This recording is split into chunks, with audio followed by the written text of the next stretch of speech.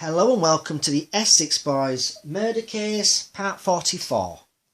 Before watching this video, I recommend watching Part 4 onwards on YouTube first, as these videos are all about the key individuals and the murder victims movements on the day of the 6th of December 1995. A quick mention to the Facebook page called The Real Essex Boys Murder Club. If you're interested, please feel free to join, as there's some great people on there and with a lot of knowledge on this subject. So the next set of videos I'm going to do will be based on if Mick, Jack and Darren Nichols hired a hitman to take out Pat Tate, Tony Tucker and Craig Rolfe that night. I'm going to cram in as much information as I can. So there's going to be a few parts to these Hitman videos. If you've been following these Day of the Murder videos, you will know I've been retracing the murder victims movements leading up to their executions. I've also been following key individuals who knew the Essex Boys and their movements on the day of the murders. Before I start with these Hitman videos, I'm just going to give you a quick update of where I got up to in these Day of the Murder videos. Now, Darren Nichols has received a call from Jack to come and pick them up. He's then driven up towards the entrance of the track, which is just up here on the right. And let's not forget, it would have been dark that evening. It would have been snowing, and there would have been traffic coming down this way as well, so he would have had to wait for a gap in the traffic to turn right into the entrance of the track, which is just here. So eventually, yeah, he would have turned round and he would have parked just over here with the Passat facing back the way he's just came, which is this way here, which leads to the Rettendon Turnpike. So Jack has climbed into the back. He's covered in splatters of blood, and he still has the chippies bag he brought with him. Within this time, there had to have been a conversation between the two, as Mick Steele had not got up the lane yet. According to Darren Nichols' statement, he just asks where Mick is, to which Jack replies, he won't be long, he's forgot something. At this time, Darren Nichols has looked into the rear view mirror and seen the blood splatters on Jack's clothing and never questions him on this, because according to Darren Nichols' statement, he had no prior knowledge the murders were going to take place. He never asks him why he's covered in blood splatters. Eventually, Mick Steele appears and climbs into the front passenger seat. And the time is approximately 7:05 PM. In these videos, I'm also going on Darren Nichols' second statement. As I have got up to the first time the murders were alleged to have happened, being around 7 PM to 7:10 PM, I've decided to stay at this time and place the executions took place to make some videos before moving on with Mick Steele, Jack and Darren Nichols along the rest of their journey that night. I'm going to do one or two more videos at the murder location and then move on, as I don't want to be stuck at this place here forever. I want to move on and make videos on what Mick Steele and the others did that night after 7:05 PM. So back to this video. Based on if Mick Steele, Jack Williams and Darren Nichols hired a hitman to take out Pat Tate, Tony Tucker and Craig Rolfe that night. Obviously the hitman needed help in getting them to a location where he could carry out the hit, and needed the help of the three to lure them to their deaths. So what I will do is look at this possibility in the next set of videos. Did Mick, Jack and Darren Nichols pay for the services of a hitman to take out the Essex boys? And no questions asked, professional contract killer who could take out 3 of Essex's underworld criminals. Was it Mick, Jack and Darren Nichols' plan to lure Tucker, Tate and Rolfe down a deserted farm track on a promise of or meet about an intended drugs drop that would be taking place in a few days, so a hitman could take them out? As I said before, having done the research and gone through Darren Nichols' second statement, things just do not add up. To me, it's a mixture of fact with fiction, and you have to work out which is fact and which is fiction. Mick Steele would spin Pat Tate and Tony Tucker a story about a consignment of cocaine he was bringing into the UK by light aircraft for a Canning Town firm. One of the firm would be on board with him, and when he landed there would be a vehicle with 2 more of the Canning Town firm waiting to pick up the shipment. Tucker, Tate and Rolfe and anyone else in on the deal would park up close by and wait for the vehicle to go down the farm track. As soon as they see a light aircraft flying over and getting ready to land, they would drive down the single track road and wait out of sight. As soon as the Canning Town firm's car makes its way back up the track, they would block them off and rob them. Mick Steele knew their greed would get the better of them, and they would fall for this trap. They needed a place where Tucker, Tate and Rolfe would not feel out of their comfort zone, so it had to be relatively close for them to travel to. It had to be in a rural location away from the main roads. Motorway services, car parks would be no good. The less witnesses, the better. A farmer's single track lane would be perfect, and on a farm gate at the bottom of the track would be excellent if it was shut or locked, as a Range Rover would come to a halt, so an ambush could take place. The element of surprise was needed, as there could be no comebacks.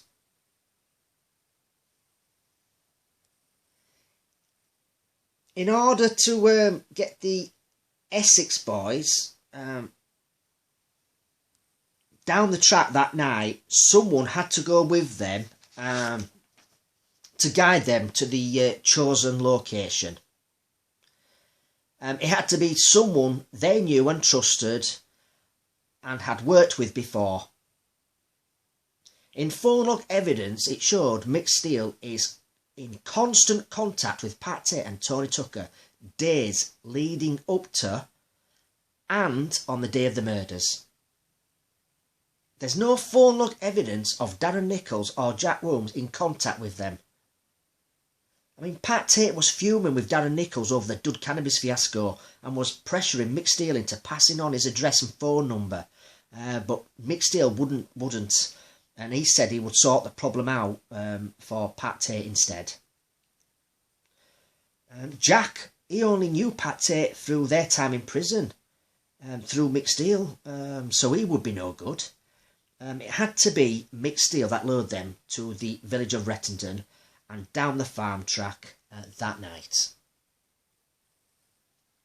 If Mick Steele were to do this, he could not be a shooter, which leaves Jack Williams and Darren Nichols. Now, Darren Nichols tried to get a gun from Roy French, who was a colleague of his. When Roy French got back to him a week or so before the murders saying he could get him any gun he wanted, Darren Nichols changed his mind saying he no longer needed one.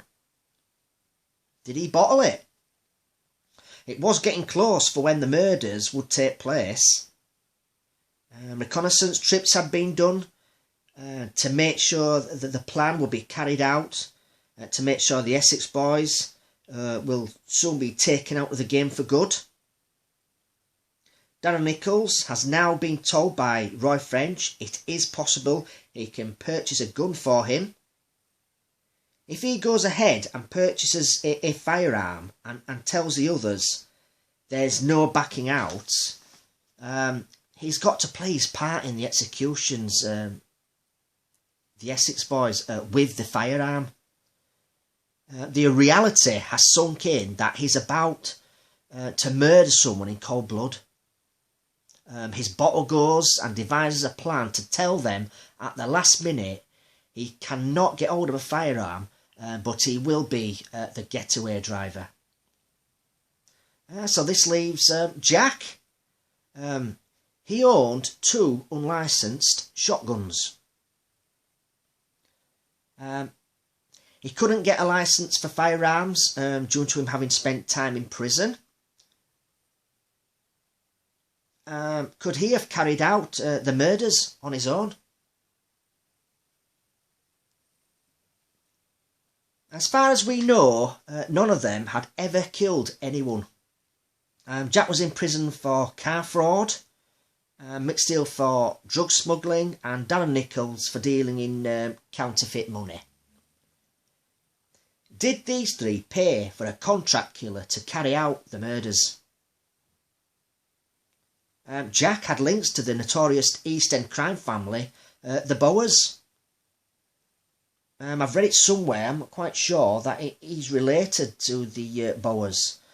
And he's also done door work for them in the past, for some of their pubs and clubs they had. So did they pay a contract killer to take out the Essex boys?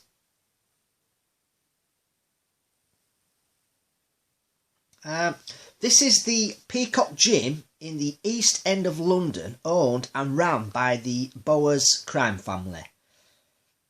This gym was well known in the criminal fraternity, and it would be used by different gangsters who would meet up if they were planning on doing some graft together.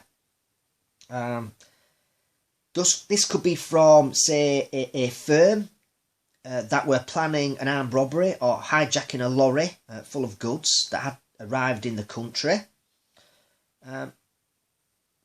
They would have had an inside man who would work on the docks, for example. The firm would discuss how to rob it and get the goods to a slaughterhouse.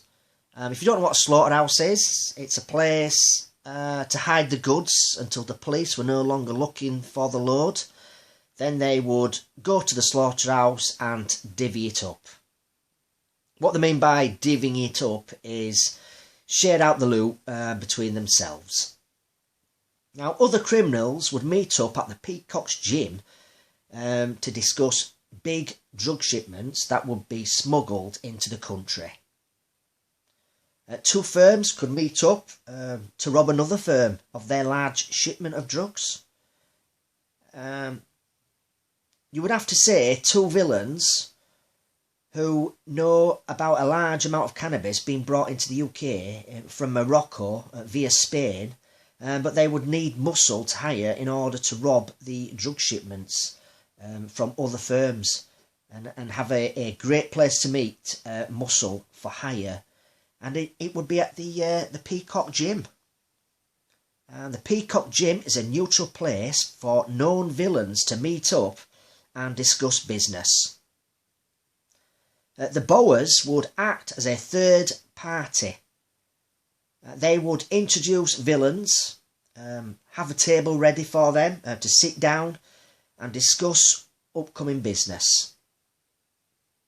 If someone needed ironing out a hit would be organised here on the Silver Strip in Canning Town at the Peacock Gym.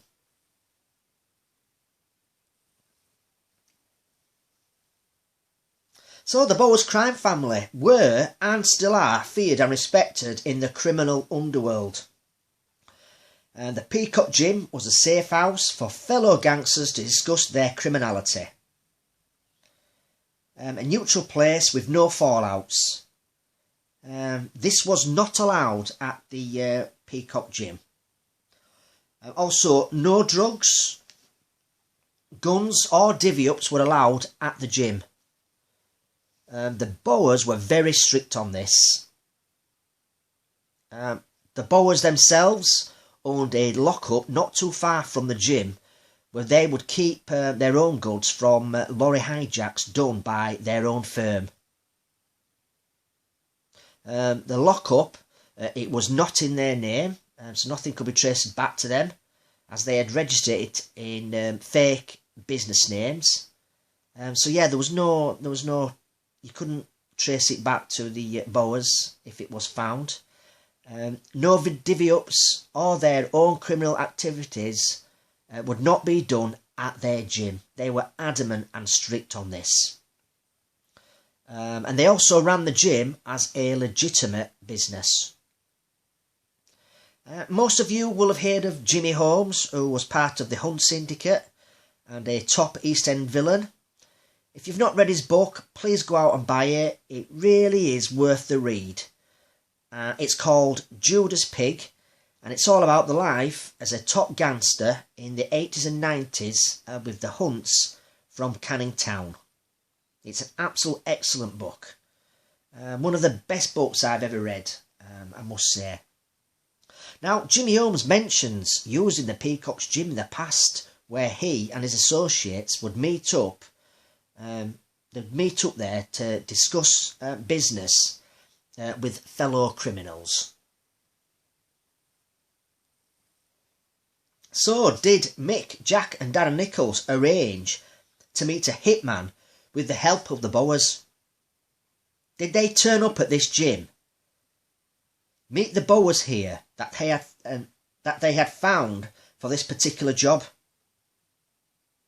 Did the Bowers introduce a hitman to Mick Steele and the others at a table, and they were left alone to discuss the business? I mean, this is how it happens in the Peacock Gym. It's a safe house for criminals to discuss their criminal activities. The Bowers would have insisted that Mick, Jack and Darren Nichols abide by the criminal code. There would be no comebacks if anything went wrong in the future after the executions were carried out. If the Bowers were mentioned in these murders, then Mick, Jack and Darren Nichols' families would be at risk, so it's in their best interest to stick to the underworld code. If any of them were taken in for questioning by the police over the intended murders, the hitman wouldn't tell Mick Steele and the others his real name. He would use an alias. If Mick Steele had to ring the contract killer up, his alias name is perfect. Phone conversations would have taken place leading up to the murders between the two. The hitman would probably have been using a payphone to ring Mick Steele's mobile, telling him to ring him back at the payphone box he is using. They would have met up at a pre-chosen murder location on a couple of occasions, and no doubt met up at the farm track and done one final check the day before the executions. If the hitman was mentioned in any police inquiries involving Mick, Jack and Darren Nichols, and a description was given of what he looked like, then their families would be at risk. He wouldn't think twice about hurting their families. After all, he's a stone-cold killer. It's what he gets paid to do. Did Mick Steele put forward a plan to the contract killer about luring the Essex boys to the village of Rettendon, guiding them down a farm track to show them where a light aircraft will be landing in a few days and dropping off a consignment of cocaine. As Mick Steele's telling the Essex boys, he's just going to show them where the light aircraft's going to be landing. They have no reason to be armed. He's going to tell the Essex boys that he will be flying the light aircraft and will be accompanied by one of the Canning Town's guys. Two of the members of the Canning Town firm will be pulled up in a vehicle close to the field where the consignment drugs will be dropped off. The Essex boys will wait until their vehicle goes down the track. Then the Essex boys will follow it down and park up halfway down out of sight. Wait for the vehicle to drive back up with the drug shipment, and then the Essex boys will block them off and rob them. Mick Steele tells the hitman they'll fall for this story, as they have a lust for greed. He also tells him his two friends have found a location for the executions and it's perfect. They'll show him the area and do recce's before they pick the day of the executions. It's a small village in the countryside called Rettendon. In this village there's a farmhouse, and just before the farmhouse there's a long farm track. This is where the executions will take place. What he and his friends will do is drive to a pub called the Halfway House on the A127, and they will meet you there on the evening of the murders. I'll be in the Hilux and my friends will arrive in a Passat. I'll give you part payment, then you set off to Rettendon. When the Range Rover turns up, Jack and Darren will make their way too. I'll tell the Essex boys to follow me in my Hilux to another location in Rayleigh, and I'll pull up at a pub car park called the Hungry Hippo. This will give time for you and the others to get into your places.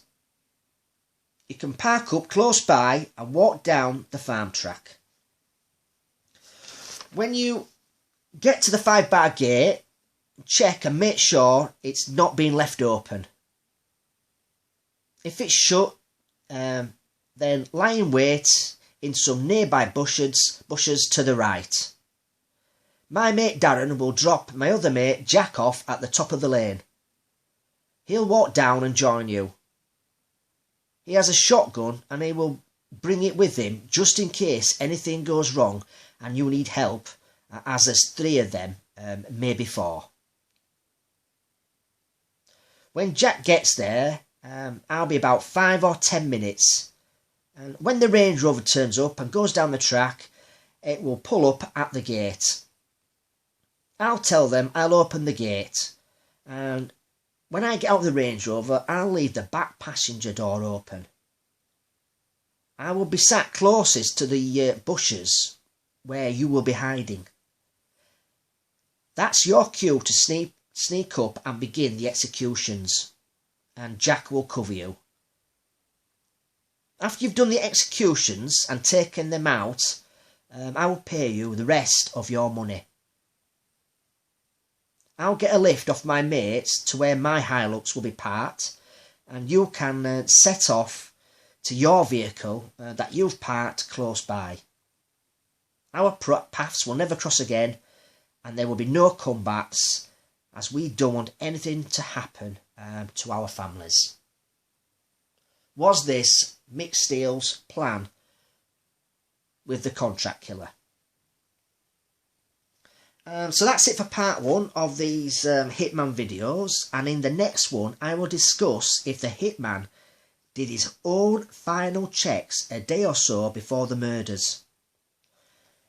First of all, I'd like to thank the YouTube subscribers. I hope you've enjoyed this video.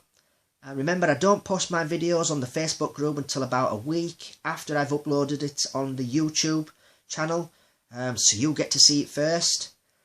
And don't forget, you can join the Facebook group called The Real Essex Boys Murder Club. which is in capital letters. We have over 30,000 members, and it's getting bigger and better all the time. Posts are approved on a daily basis, and all we ask is respect other people's opinions on there, as we all have our own theories on what we think happened that night. Last of all, I'd like to thank the admins who do a fantastic job of keeping the group ticking over. So until next time, take care.